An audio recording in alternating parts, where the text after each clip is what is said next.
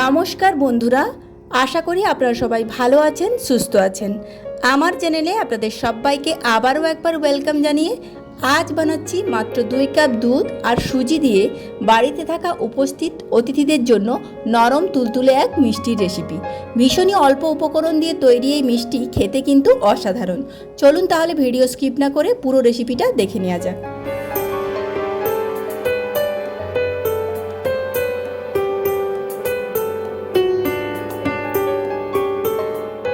এই সুন্দর মিষ্টি বানানোর জন্য প্রথম আমি 1 কাপ দুধ নিয়েছি।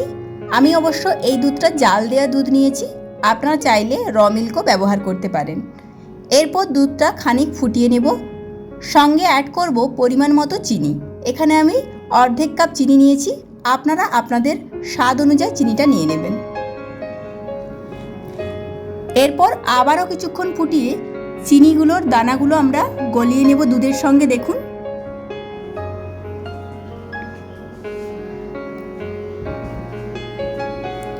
দু মিনিট ফুটিয়ে নেওয়ার পর আমরা এতে অ্যাড করব 4 চামচ সুজি।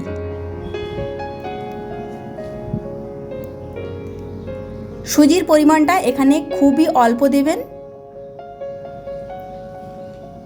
এরপর সুজিটা ততক্ষণ পর্যন্ত নাড়াচাড়া করব যতক্ষণ না পর্যন্ত এই রকম থিকনেস একটা আসে আর যেন কোনো লাম্পস না থাকে। এরপর আমি অ্যাড করছি নারকেল কোড়া। আপনারা চাইলে বাজারের কেনা নারকেল কোড়াও ব্যবহার করতে পারেন। এরপর আবারও কিছুক্ষণ আমি নাড়িয়ে চাড়িয়ে থিকনেসটা বাড়িয়ে দিচ্ছি। দেখুন, এখানে আমি আবার হাফ কাপ দুধ অ্যাড করলাম। এরপর একটা এলাচ থেতো করে দিয়ে দিয়েছি।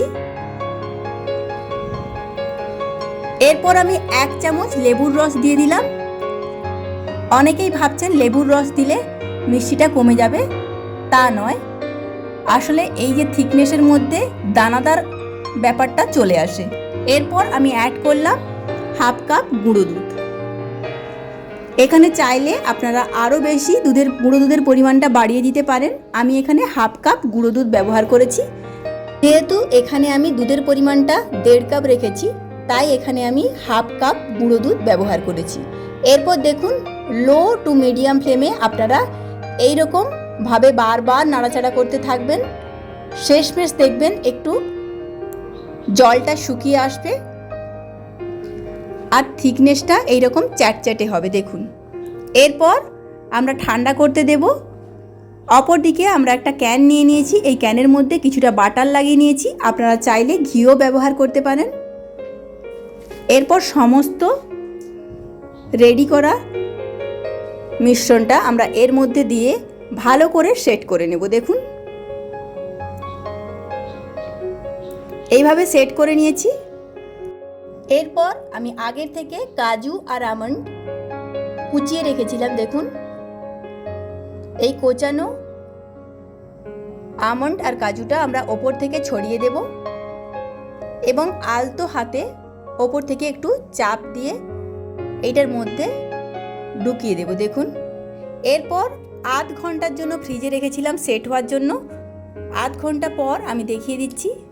দেখুন, ছুরির সাহায্যে চারপাশটা এইভাবে আমি একটু ছাড়িয়ে নিচ্ছি। এরপর আমি পিস পিস করে আগের থেকেই কেটে রেখেছিলাম যাতে বের করতে খুবই সুবিধা হয়। তবুও আরেকবার আমি ছুরি দিয়ে মাঝখানগুলো এইভাবে কেটে নিচ্ছি।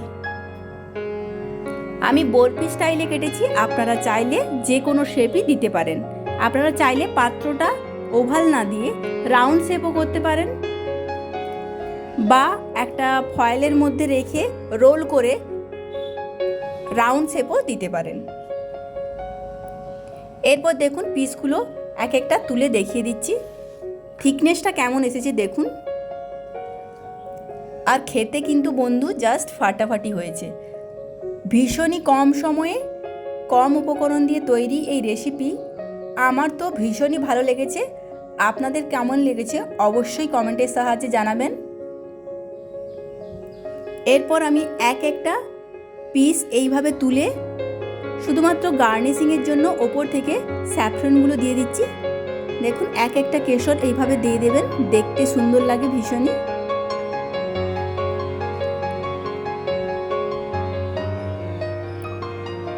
সুন্দর করে সাজিয়ে আমি পাত্রে পরিবেশন করলাম। দেখুন কেমন সুন্দর দেখতে হয়েছে, আর থিকনেসটা কেমন এসেছে শুধু দেখুন। নরম তুলতুলে এই মিষ্টির রেসিপি আপনাদের কেমন লাগলো অবশ্যই জানাবেন। আর বাড়িতে থাকা উপস্থিত অতিথিদের জন্য মাত্র 2 মিনিটেই তৈরি করতে পারবেন এমন সুন্দর মিষ্টির রেসিপি। শুধুমাত্র সুজি দিয়ে তৈরি এই রেসিপি আপনাদের অবশ্যই পছন্দ হবে। এই মিষ্টি বাজারের কেনা মিষ্টির থেকে অনেকটাই স্বাস্থ্যকর। সুন্দর এই রেসিপি ভালো লেগে থাকলে অবশ্যই একটা লাইক দেবেন, সাবস্ক্রাইব করে পাশে থাকবেন। নমস্কার।